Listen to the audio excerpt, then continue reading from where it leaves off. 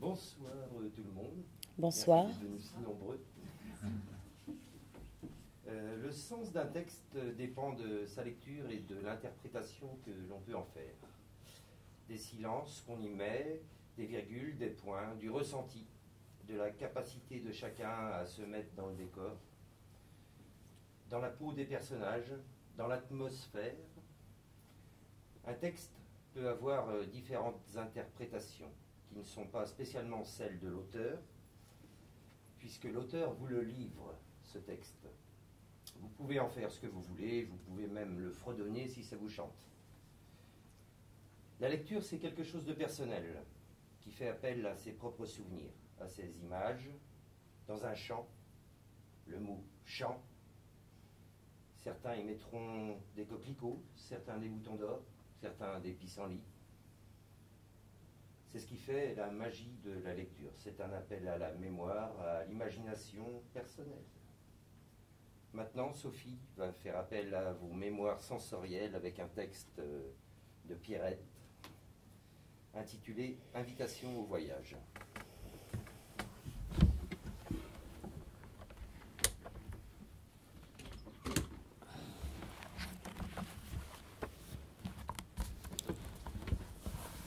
Alors pour la lecture de ce texte, si vous souhaitez, vous pouvez même fermer les yeux. Les autres étudiants m'avaient prévenu. Tu verras, il est un peu bizarre ce type, mais ne te laisse pas impressionner. Qu'entendait-il par bizarre? Bizarre par rapport à qui? À eux? Instinctivement, sans le connaître, j'avais envie de prendre sa défense. Je cherchais à me rassurer, à dédramatiser et à gagner ainsi en confiance. Qui n'a pas un jour adopté une attitude pour le moins cocasse, expression d'un mal-être momentané? Je lui attribuais d'emblée des circonstances atténuantes. Une affliction passagère le submergeait peut-être, ou bien simplement l'ennui que provoque l'écoute passive de résumés insipides débités par des potages démotivés. Le stress n'allait-il pas me prêter dans quelques instants une contenance insolite, voire inquiétante face à ce juré? Je devais, pour l'oral de l'examen, présenter un texte ayant pour thème « Invitation au voyage ». La maîtrise de mon sujet n'excluait nullement le faux pas. J'en étais là de ma réflexion lorsque mon nom fut prononcé. « Théo Gautier, c'est à vous ». D'emblée, les lieux me furent hostiles. Cette salle de classe était inexpressive. Les hautes fenêtres ne parvenaient pas à réchauffer les murs sépia. Je le vis immédiatement, voûté, presque affaissé sur le bureau. Son costume sombre ne dénotait pas dans ce morne décor. Le comble était qu'il portait des lunettes au verre fumé. Ce type était effectivement bizarre. Je pris une profonde inspiration et m'avançai vers lui. L'appréhension commençait à me gagner. Ma glotte se baladait nerveusement. À mon approche, il ne daigna même pas se redresser. Lorsqu'il prit la parole, sa voix sépulcrale me recouvrit de frissons. « À vous, jeune homme. Soyez plus éloquent que vos camarades, car le sommeil commence à me gagner. Pour quelle destination partons-nous » J'ai choisi le Vaucluse, et plus précisément le Mont Ventoux, monsieur, répondis-je d'un ton mal assuré. Cela s'intitule « Capturer les premières images du jour ». Je suis tout oui, et je vous en prie, évitez le blabla, ça me changera des autres, commenta-t-il toujours sans me regarder. Mes jambes s'agitaient dans un tremblotement que je ne parvenais pas à dissimuler. Ce besoin d'avaler ma salive encore et encore. Par ailleurs, je sentais dans mon dos la présence discrète de l'homme qui m'avait introduit dans cette salle. Quel rôle jouait-il? Je ne m'attardai pas à chercher une réponse. Je devais absolument faire fi de l'attitude extrêmement désobligeante de l'examinateur et me contraindre à m'adresser à lui comme si je pouvais plonger mes yeux dans les siens. Je relevai donc un peu plus la tête, je déglutis une dernière fois, et vaillamment je débutai mon récit sans embâge. Passionné d'astronomie et de photographie, je désirais capturer les premières lueurs de l'aube au Mont Ventoux. J'avais installé le trépied qui allait recevoir l'appareil photo et à côté, j'avais placé le télescope. Puis j'ai réglé les deux appareils. C'était le 15 juillet de cette année. La nuit n'était pas profonde et la voûte étoilée pétillait encore de ses 1000 feux. La lune s'était pudiquement dévoilée à demi. Bien qu'au cœur de l'été, à 1912 mètres d'altitude, le Ventoux était comme souvent balayé par le Mistral. Son souffle glacial franchissait l'hypothétique barrière de mon blouson. Je m'interrompis brutalement. Ma voix monocorde récitait un texte appris par cœur, sur le bout des doigts, comme lorsque j'étais en primaire. Je n'avais plus 10 ans, bon sang. De plus, cette allusion à la froideur qui m'avait glacée cette nuit-là était déplacée. L'examinateur n'allait pas me mettre en garde paternellement et me conseiller de me couvrir pour la prochaine fois. Je faisais fausse route. Il me fallait me reprendre et vite. Je guettais sa réaction suite à mon mutisme subi. Il n'avait pas scié, pas même relevé la tête. Toujours penché sur le bureau, il demeurait stoïque. Ce type était décidément bien étrange, voire inquiétant. Je poursuivis en tentant d'habiller mes intonations de quelques notes plus enjouées. Proscrire la récitation s'imposait. Je n'étais pas seule, bien sûr. Les curieux, attroupés près du parapet, m'observaient sans mot dire. Là-haut, on ne communique que par des regards. Personne n'éprouve le besoin de troubler cette atmosphère de recueillement. Le jour devait se lever à 6h12. Ma montre affichait 6h07. Il restait 5 minutes d'attente. Comme les autres, je scrutais l'horizon. J'avais hâte, tellement hâte. Je n'osais pas laisser me distraire. Au contraire, terriblement concentrée, je retenais mon souffle. Mes yeux me brûlaient à trop vouloir me cramponner à l'horizon. Et tout à coup, sans que j'y prenne garde, le ciel a ôté peu à peu ce qui ressemblait à une épaisse couverture foncée. L'horizon s'éclaircissait discrètement. Une large bande teintée orangée le soulignait. C'était une bifurque badigeonnée à la hâte, comme si le peintre avait eu la main un peu lourde et qu'il avait essayé de dissiper sa maladresse, sans pouvoir masquer les coups de pinceau. Vous comprenez ? Oh, une nouvelle fois, je m'arrêtais. J'étais devenu fou, quoi, inconscient. J'avais interpellé le juré. Emporté par mon élan, j'étais au Mont Ventoux.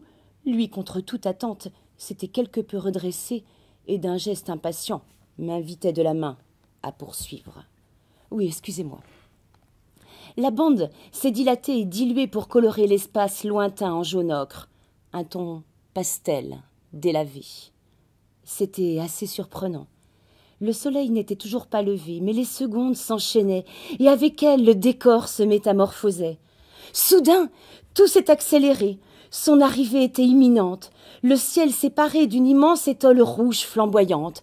Oh, je n'ai pas eu le temps de réaliser aussitôt. Une rondité lumineuse scindée en deux a éclos.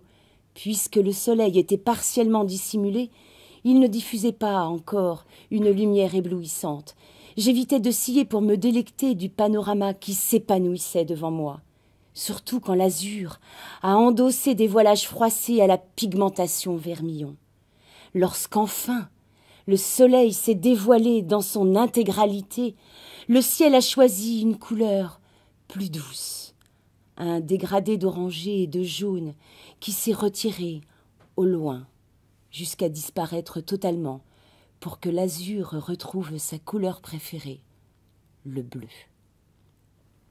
Je m'interrompais pour reprendre mon souffle. J'aurais pu conclure ici. J'avais rempli ma mission. Je venais de présenter mon texte au juré et j'y avais mis tout mon cœur. Il ne pouvait pas le nier. Pourtant, à nouveau penché sur le bureau, les mains jointes, il se taisait. L'impavidité de ce type devenait impolitesse. Qu'attendait-il ? Plus de détails ? Je risquais d'être hors sujet. Je n'en pouvais plus de son mutisme. Statue inébranlable, indifférent, silencieux.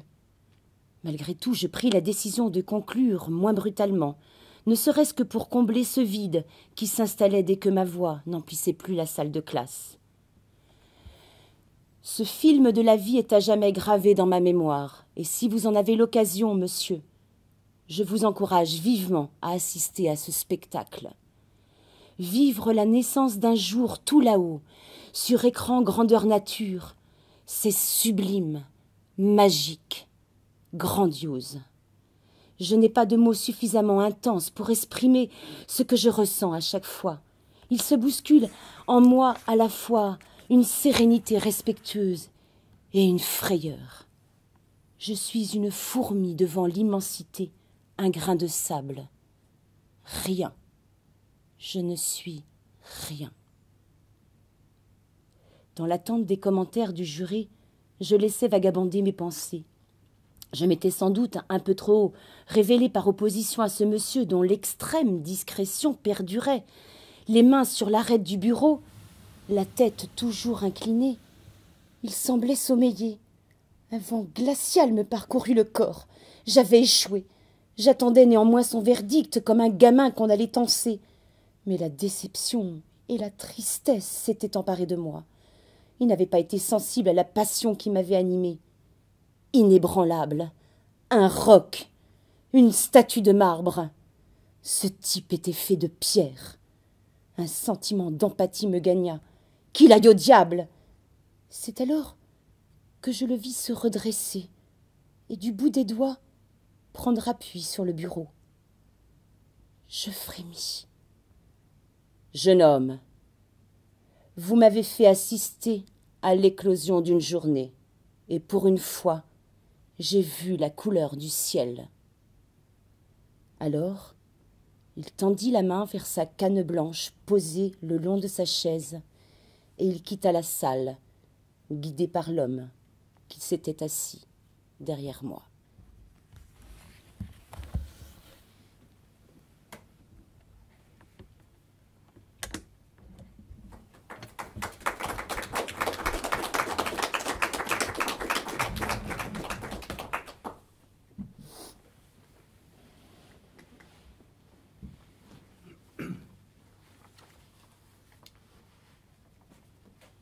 Je suis belle.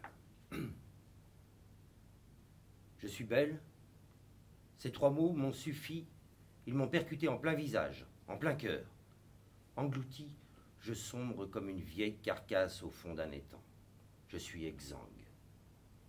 Je n'ai pas permis à mon fils de terminer sa phrase. J'ai levé la main pour le stopper net et je me suis éloigné en me bouchant les oreilles. Je ne souhaitais pas en entendre plus. Notre conversation aurait pu dégénérer.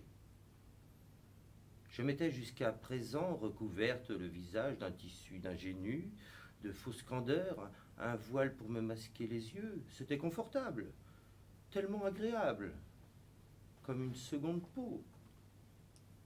Elle s'est déchirée lorsqu'il s'est exprimé. Belle, moi. Impossible d'envisager intégrer la suite. Je ne m'autorise que ce préambule. Lorsque ce sujet était évoqué entre amis, je les écoutais, je prenais rarement la parole, j'affichais un certain détachement, je n'étais absolument pas concerné. Mais par politesse, je ne les interrompais pas. Et puis, les entendre pérorer sur le sujet m'amusait. Certaines fanfaronnaient en racontant leur nouvelle vie. C'était soi-disant magique. Elles assimilaient cette sensation à un élixir de jeunesse. Elles avaient rajeuni, gagné quelques années. Insistaient-elles en appuyant bien sur les mots, peut-être pour se convaincre. Elles ont ainsi adapté leur tenue vestimentaire à ce sentiment, cette expression.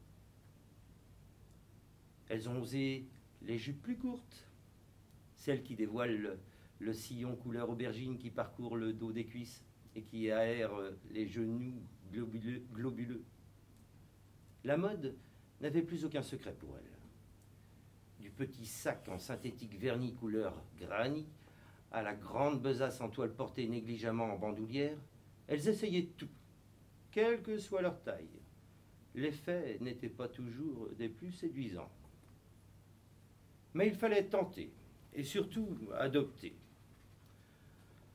Parallèlement, elles ont acquis un autre vocabulaire.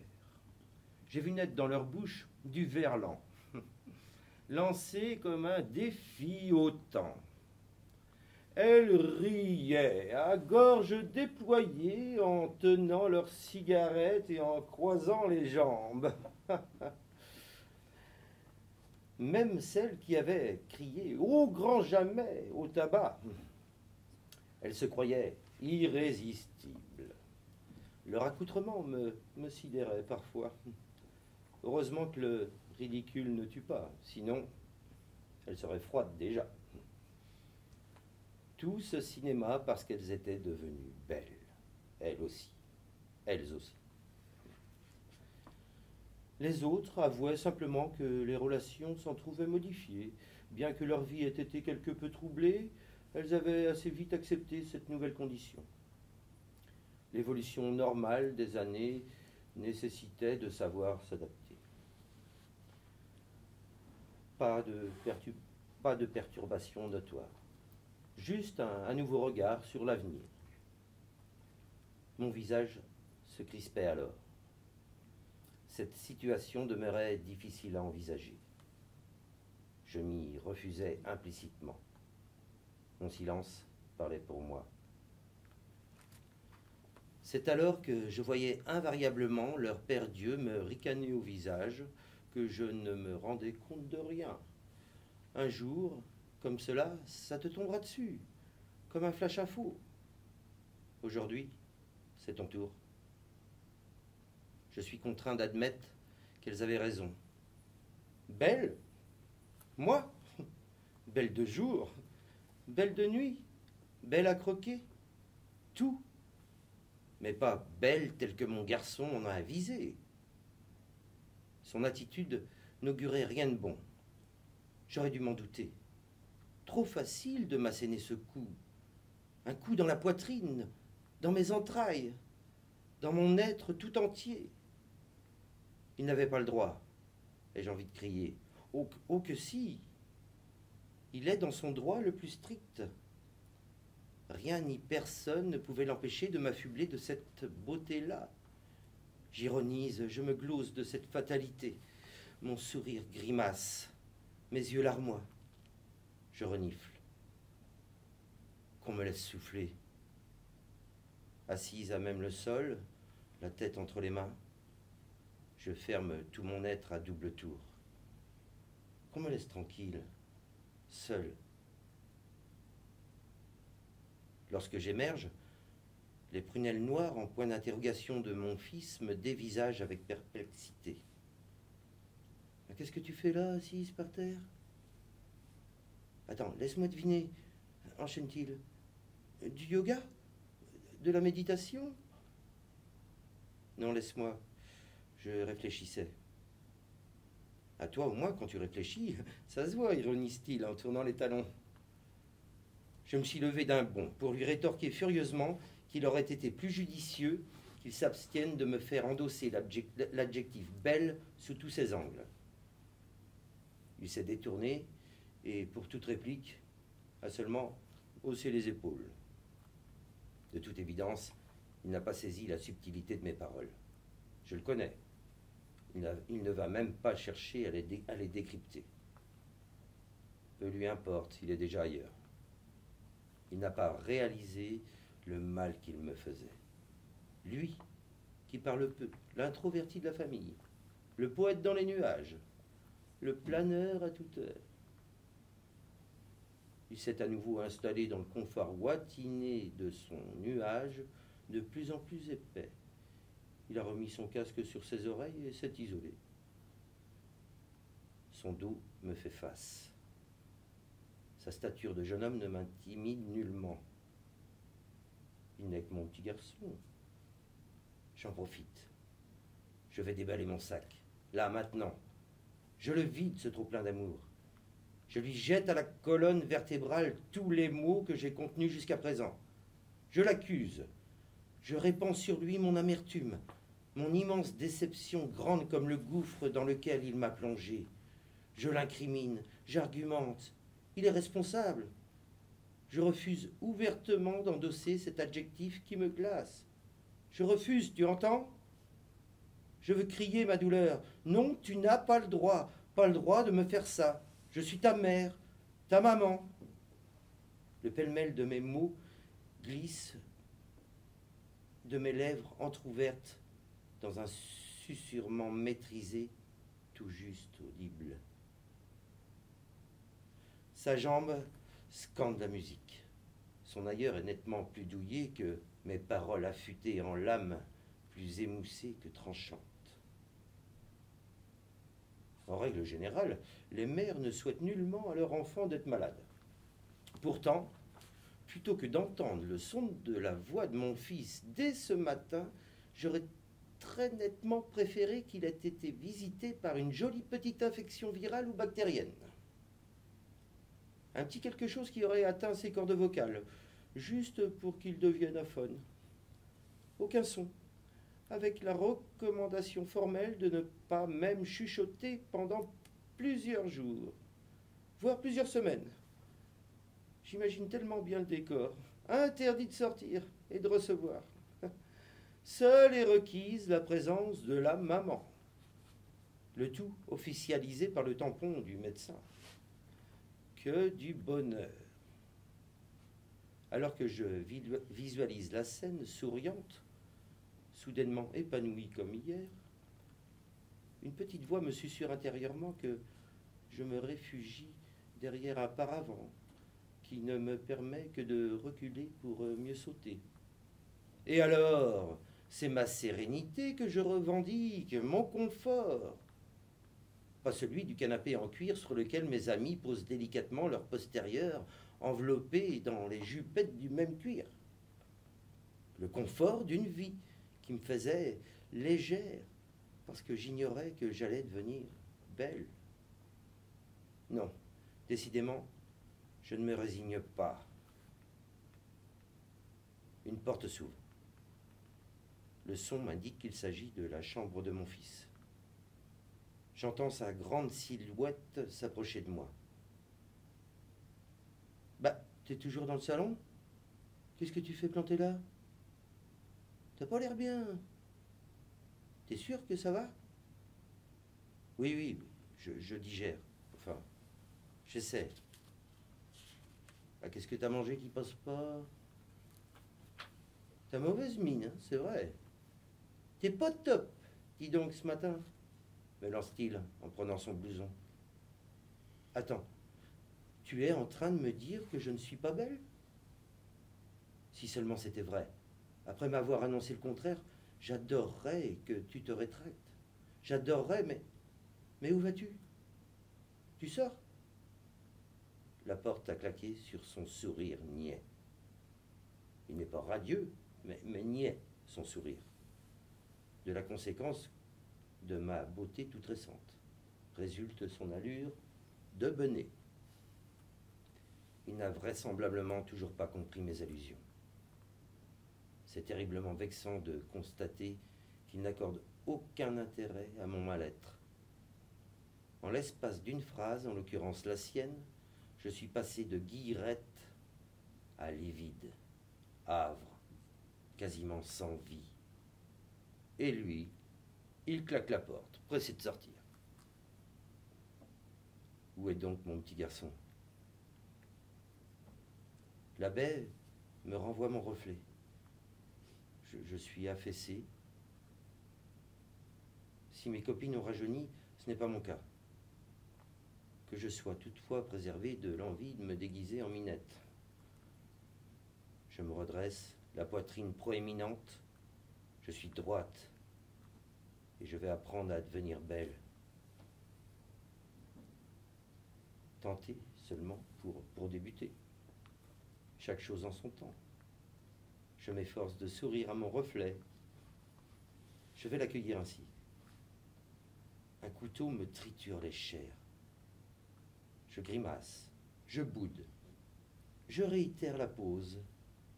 J'esquisse un autre sourire, plus franc, plus direct. Un sourire avec un aplomb démesuré, tellement disproportionné, tellement excessif, que j'ai envie de pleurer. Je veux mon petit garçon. Je souhaite gommer cette matinée, toutes ces années. J'aimerais voir et caresser mon ventre déplié et tendu par ce petit corps qui s'agitait. Cette peau tapissée de douceur, de bonheur fait de futurs gazouillis. Je veux mon ventre protubérant, arrondi, bombé. Je veux à nouveau ressentir l'exaltation et l'ivresse de devenir mère. Oui, j'étais belle, très belle ainsi. Belle comme je l'entends. Belle comme une future maman. Mais surtout pas comme une belle maman.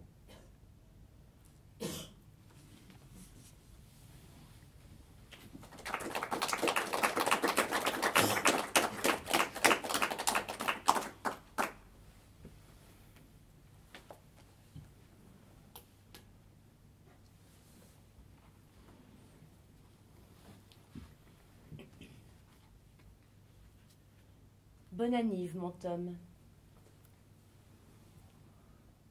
Les deux mains sur le lavabo, Mathilde fixe l'image que lui renvoie le miroir ce matin. Le regard peu conciliant, elle constate le sillon un peu plus prononcé de la ride du lion, là, juste entre les sourcils.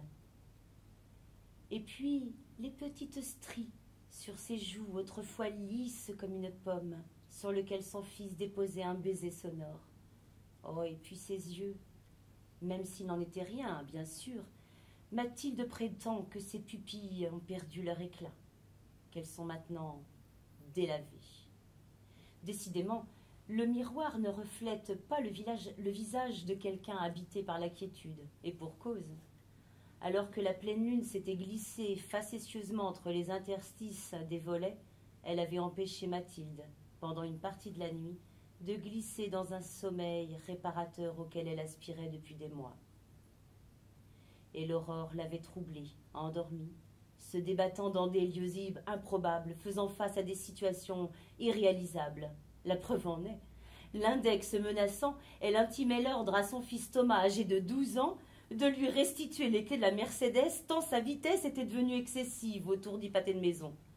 Et le gamin d'appuyer un peu plus sur l'accélérateur dans un éclat de rire provocateur. C'est d'ailleurs ce rire qui l'a réveillée brutalement. Et heureusement, car elle n'a pas de temps à perdre, puisqu'aujourd'hui, c'est précisément l'anniversaire de Thomas. 13 ans. 1 an de plus. 1 an déjà. Pour tromper les apparences et masquer les stigmates d'une énième nuit d'insomnie, Mathilde force un peu plus sur le maquillage, puis ajoute quelques atouts à sa tenue. Son collier en nacre assorti, des boucles d'oreilles. Ainsi, elle se sait présentable, comme n'importe quelle maman qui veut faire bon honneur à son fils. L'illusion est parfaite. Un coup d'œil rapide sur sa montre lui fait prendre conscience qu'elle doit se rendre sans plus tarder à l'entreprise pour finaliser le cadeau qu'elle lui destine. L'entreprise. Sa raison de vivre.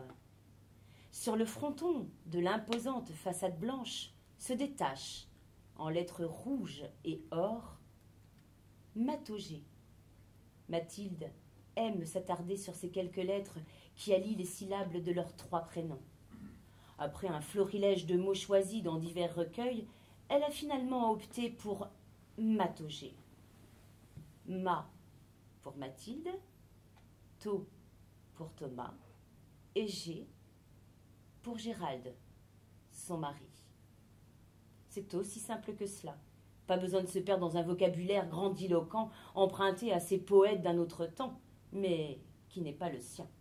Ces 3 syllabes réunies en un seul mot, c'est leur force, la signification d'une famille indissociable, liée à jamais comme 3 anneaux enchevêtrés. Le pas léger, Mathilde, souriante, traverse le bloc administratif en semant dans son sillage son parfum enivrant. Puis, Elle grimpe 4 à 4 l'escalier qui mène à son bureau, balance son sac sur le canapé et s'affale sur le fauteuil pour reprendre son souffle. Elle sait bien qu'elle n'est pas sujette à la tachycardie, tout va rentrer dans l'ordre d'ici peu, mais aujourd'hui, elle se sent oppressée et la nuit blanche n'a rien arrangé. Malgré tout, Mathilde, la volontaire, qui a mis depuis toujours son opiniâtreté au service de l'entreprise, celle dont on admire à présent le cran, s'adonne à un rituel quotidien auquel elle ne déroge pas. Et surtout pas en ce jour. N'en déplaise à son entourage, qui porte un regard incompréhensif et inquiet sur sa phobie récente de quelques mois. Elle a ses raisons. Libre à elle de refuser de les exprimer. Ainsi, Mathilde éloigne le siège du bureau et la tête légèrement penchée effleure délicatement l'acajou du bout des doigts comme on caresse la peau d'un être cher. Il ne faut pas se méprendre sur son geste. Il ne traduit nullement une affection quelconque pour le bois, non. Mathilde guette le grain de poussière, le manquement de la femme de ménage, la faille. Aujourd'hui, pas de remarques. Bureau immaculé. Heureusement, sinon, elle se serait effondrée. Il ne s'agit pas d'une simple aversion, c'est une appréhension bien réelle. La poussière revêt maintenant une connotation particulière à ses yeux. Mais ça, elle se garde bien d'en discuter avec les siens. Leur incompréhension susciterait une dissension et Mathilde veut se préserver de tout affrontement avec sa famille. Autre caractéristique qu'elle annonce avec un petit sourire figé comme une excuse, « Je suis Mathilde, organisée, ponctuelle, désormais. » En effet, elle a pris l'habitude d'aménager son temps, de bien structurer ses journées sur son agenda. Pas de temps mort. Ainsi, une routine rassurante s'est instaurée au fil des semaines et des mois, et son planning de la journée affiche complet. Sans plus tarder, elle extirpe de son bureau un scrapbooking qu'elle a réalisé pour Thomas. Ce sera son cadeau. Elle y a travaillé longuement et avec application. Pendant des semaines, elle a recherché les photos qui lui semblaient les plus appropriées, puis elle a joué avec les couleurs, les matières, assemblant les unes avec les autres, les découpant, les ajustant jusqu'à l'obtention d'un résultat qu'elle qualifiait d'admirable. Mathilde s'enorgueillit d'avoir réalisé le cadeau pour son fils de ses propres mains, plutôt que d'en avoir fait l'acquisition, même si jusqu'à présent, les anniversaires de Thomas faisaient l'objet de fêtes ostentatoires. Pour protéger le scrapbooking d'un film plastique, Mathilde sollicite le concours d'Henri qui dirige la chaîne d'emballage. Puis, elle consulte une dernière fois son agenda pour s'assurer que tout est bien calé, qu'aucun temps mort n'est possible. Départ de l'entreprise via son domicile afin d'opter pour une tenue plus colorée, plus gaie, en adéquation avec ses bijoux. Mathilde a réfléchi. C'est l'anniversaire de son Tom. Alors, elle va troquer son ensemble un peu strict pour un t-shirt chamarré et un pantalon jaune vif. Elle s'octroie 45 minutes pour se préparer. Puis, direction la pâtisserie qui se situe à quelques kilomètres, histoire de marquer le coup. Elle prévoit l'arrivée près de son fils à 17h, l'heure du goûter. Mathilde conduit à vive allure. Elle sourit, même si un soupçon de suffocation perdure encore un peu. Il est indéniable qu'à l'approche du goûter d'anniversaire, la sérénité se sera emparée d'elle. Que du bonheur pour la fin d'après-midi. Elle s'est même amusée à balayer sa mèche sur le côté gauche, comme Thomas.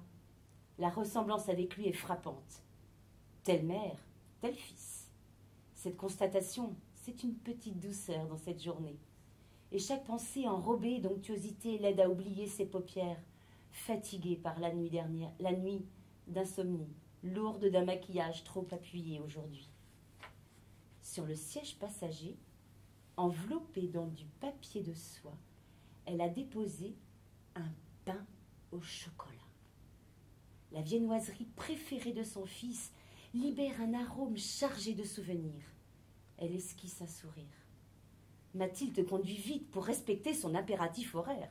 Elle ne s'autorise plus de temps mort à présent, Il s'en expliquera tout à l'heure auprès de Thomas. Elle approche. Il est presque 17 heures. Curieusement, sa poitrine a toujours du mal à se soulever. Elle ne va pas se laisser gagner par l'émotion tout de même. Il ne s'agit que d'un simple goûter d'anniversaire. Elle a veillé à ce qu'il ne revêt aucun caractère solennel. Ah ça, elle y a pris garde. Pas de bougie, surtout pas de bougie. Mathilde stationne sa voiture le long du trottoir, près des commerces, face aux vieux murs qui se desquament. Cette constatation l'émeut. Il pourrait le repeindre tout de même, un mur qui s'écaille, et la voilà sujette à l'émotion. Du cran, Mathilde, affiche ton plus beau sourire, c'est son anniversaire. Mathilde saisit son sac, le cadeau, et claque la portière. Elle hésite sous le porche, puis s'engage dans l'allée. Elle regarde furtivement autour d'elle afin de s'assurer de la présence d'aucune silhouette. Les gens sont tellement médisants, ils ne comprendraient pas. Elle se doutait bien qu'en fin d'après-midi, elle serait seule avec son fils. Elle bifurque sur sa droite. Elle y est. Elle s'arrête face à l'adolescent, un sourire aux lèvres. L'espace de quelques secondes, elle noie son regard dans celui de Thomas. « Bonjour, mon chéri », sursure-t-elle. Presque inaudible, sa voix s'est fracassée contre cet étau qui lui serre le cœur. Pourtant, Mathilde se reprend. Avec un pâle sourire, elle poursuit, plongeant ses yeux dans ceux de son fils. « Bonne anniv, mon Tom. Tu vois, j'ai fini par adopter ton vocabulaire. Ça fait 1 an. 1 an sans toi. Avant de m'asseoir, il faut que je te fasse part du constat de tous ces mois de réflexion. Voilà, il en résulte ceci. Si j'avais été à l'heure à la sortie du collège, si je ne m'étais pas laissée absorber par ces futilités, tu ne m'aurais pas attendu sur le trottoir. Et ce chauffard ne t'aurait pas réduit en poussière. Poussière qui n'est qu'un résidu de vie. Quand on s'autorise un temps mort, c'est laisser du temps pour la mort. Maintenant que tu sais, je pense que je vais me sentir mieux. Je te kiffe, mon Tom. Je te kiffe. Mathilde dépose le scrapbooking sur la tombe de son fils, s'assoit près de la photo et mord le pain au chocolat en contemplant le visage de l'adolescent à la mèche, définitivement balayé sur le côté gauche.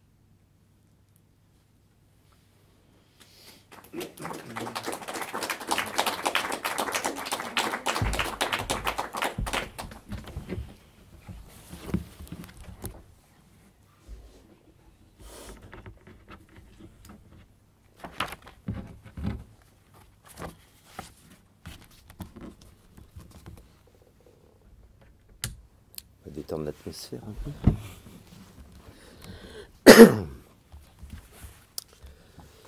Desiderata.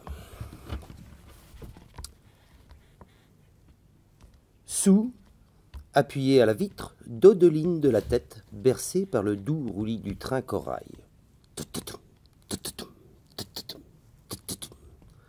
À côté d'elle, les champs, tout de blond vêtus, ondulent et courent le long de la voie ferrée. Mais Sous, rêveuse, ne semble pas les voir. Un sourire accroché aux lèvres, elle savoure son retour à Gémozac en Charente. 10 ans se sont écoulés depuis son départ. 10 années pendant lesquelles elle est devenue cette jeune femme gracile qu'une timidité encombrante n'a toujours pas abandonnée. Drapée d'une longue tunique coquelicot et d'un pantalon de satin noir, en clin d'œil à son pays natal, elle a accentué le velouté de ses yeux amandes d'un trait de eyeliner. La grâce naturelle de sa silhouette orientale suscite des regards avides d'interrogation de la part des autres passagers. Mais leurs efforts s'avèrent vains pour engager la conversation. Sous se contente de leur adresser un sourire discret, même si intérieurement elle bouillonne. Elle se retient de leur décrire son bonheur de revenir à Gémozac. sa joie de leur expliquer que dans la petite bourgade, sa famille a pris un nouvel envol, épaulée par les habitants. Les souvenirs affluent. Elle frémit à l'évocation de leur visage, de leur regard, de leur silhouette. Certes, les années ont dû parcheminer leurs traits, mais elle sait qu'elle les reconnaîtra tous. L'éloquence des yeux ne s'oublie pas. Le premier émoi, encore moins. Elle a hâte, terriblement hâte de leur dire simplement un bonjour qui sera, à n'en pas douter, chargé d'émotion, tant ce mot englobera toute la gratitude qu'elle ressent pour eux. La jeune fille avait 16 ans lorsqu'elle a quitté son Vietnam natal avec son frère, sa belle-sœur et ses neveux, fuyant le régime en place. On les appelait les Boat People. À l'instigation de l'association Terre d'Asile, ils ont trouvé refuge dans cette petite commune de Charente-Maritime.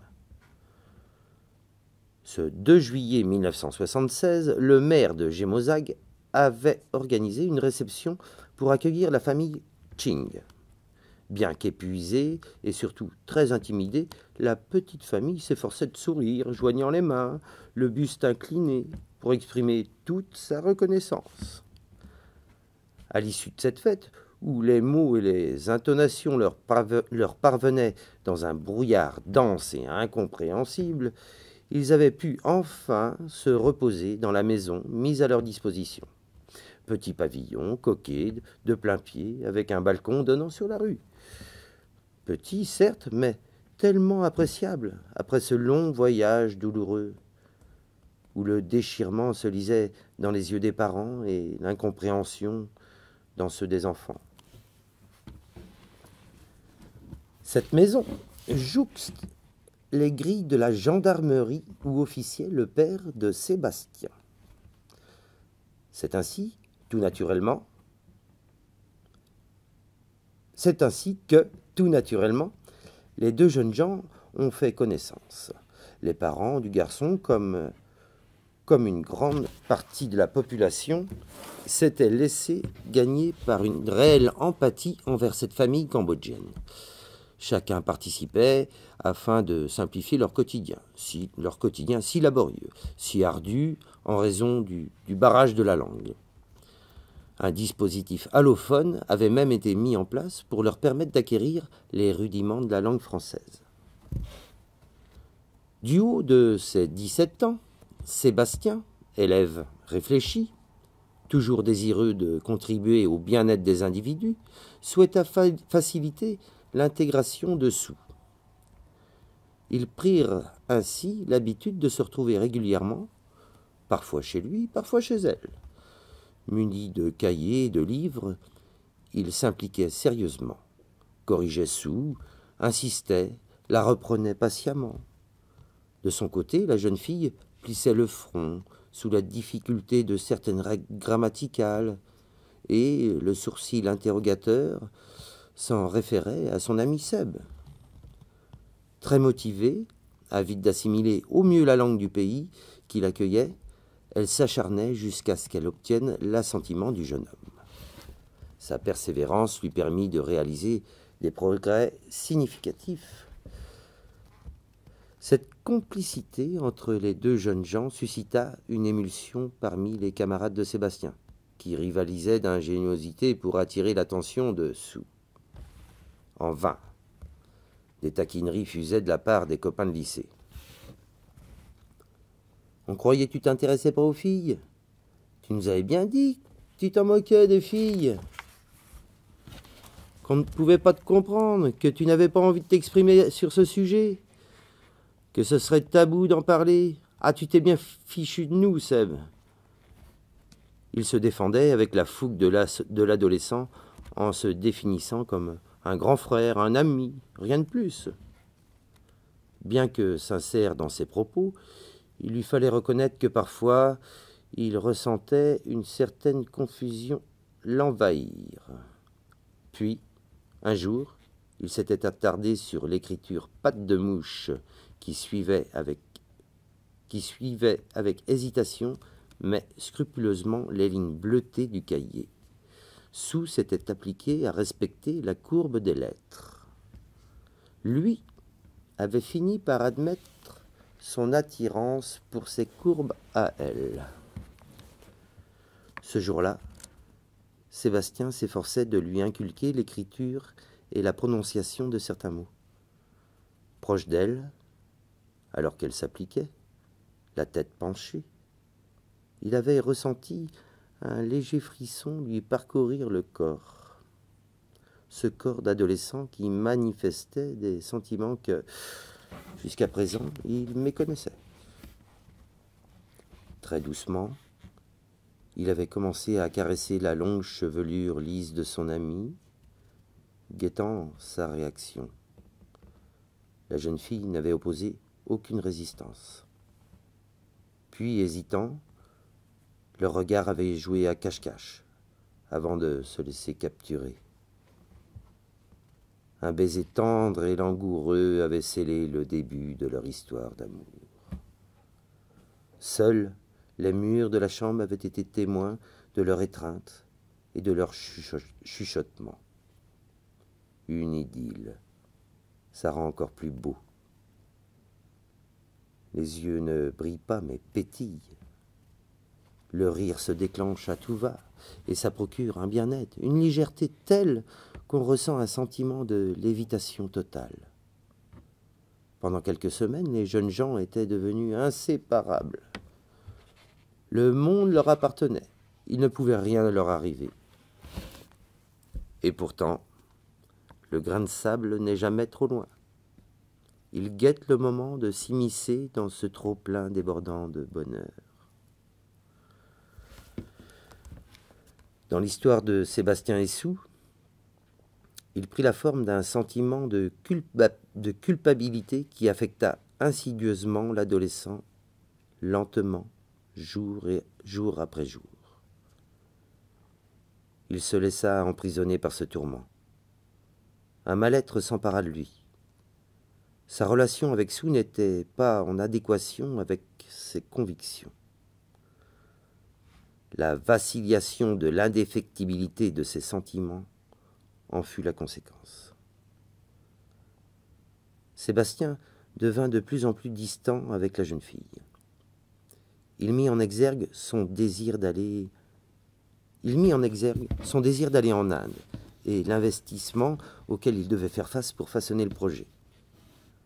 Il avait pourtant tenté à plusieurs reprises de lui confier ses aspirations, mais les yeux noirs oblongs de l'adolescente reflétaient tant d'interrogations quand il prenait le ton de la confidence qu'il y renonçait très vite.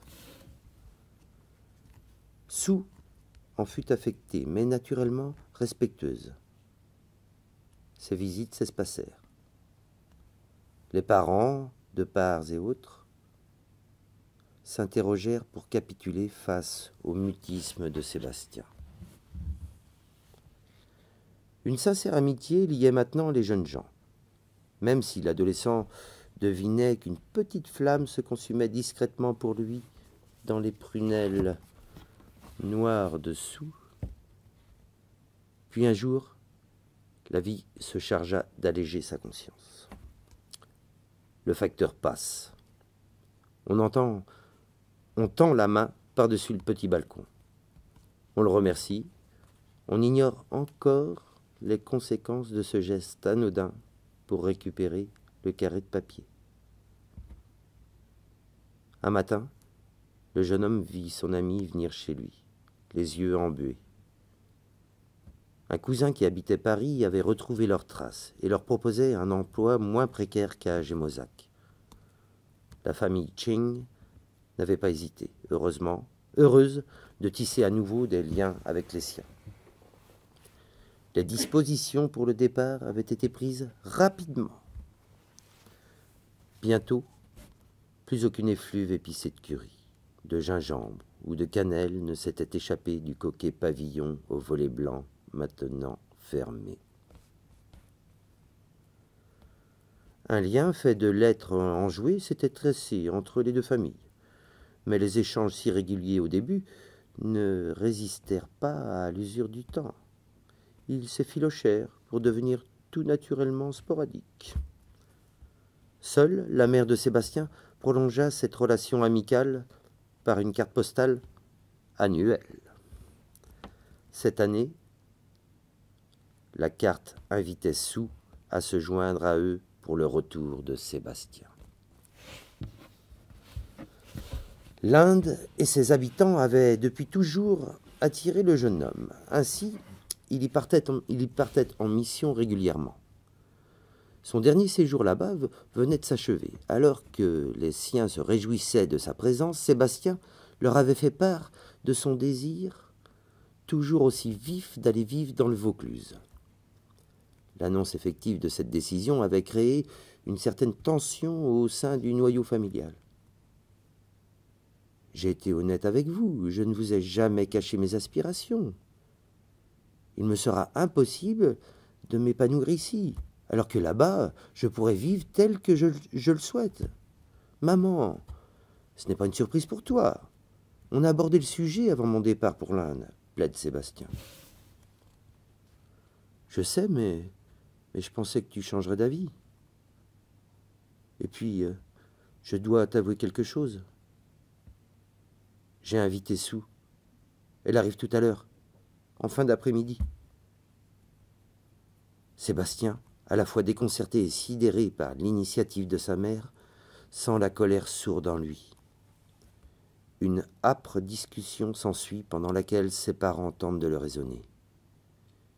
Ils ne peuvent pas envisager de perdre ainsi leur fils, car pour eux, le choix de Sébastien, cas isolé de la famille, équivaut à une séparation douloureuse. Pourtant, ils savent pertinemment que la décision de leur fils unique demeurera irrévocable, malgré leurs suppliques. Un coup d'œil rapide sur sa montre fait prendre conscience à Sébastien que le temps presse. Ultime vérification du contenu de son sac, fermeture du zip, palpation de la poche de son blouson. Le billet de train y est. Sébastien referme la porte de sa chambre.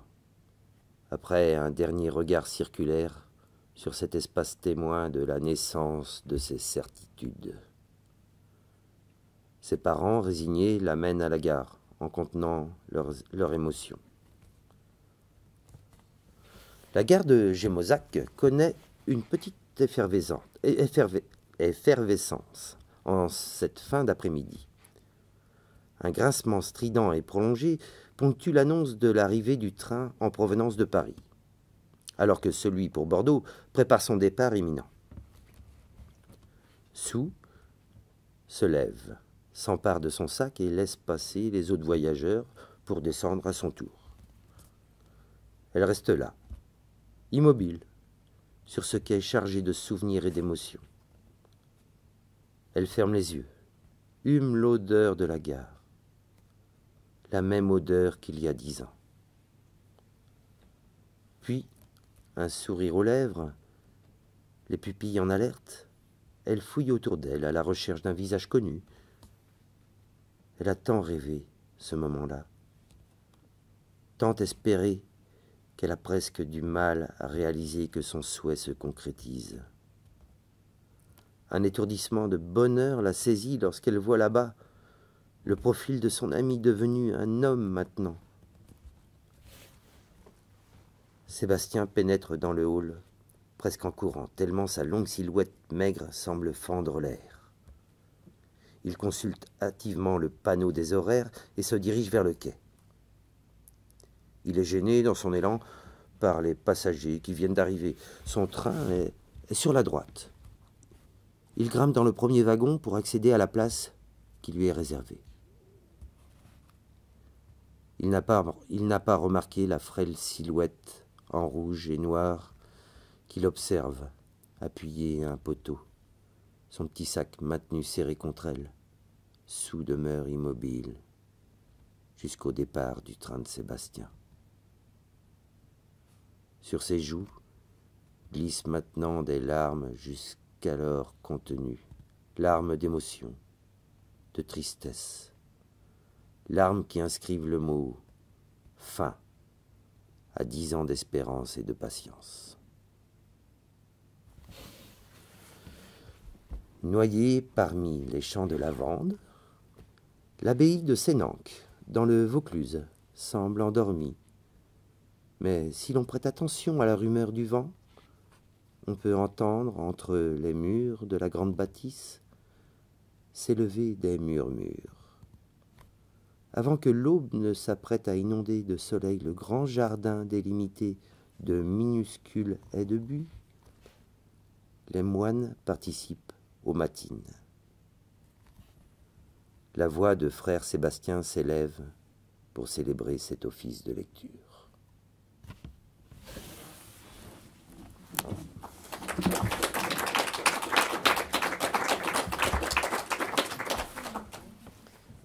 Merci. On peut peut-être laisser Pierrette. la place à la personne qui nous a permis de pouvoir vous lire 4 de ces nouvelles dans les 3 livres qui nous ont été prêtés par la bibliothèque de Boufféry. Mettez-vous donc dans le fauteuil rouge.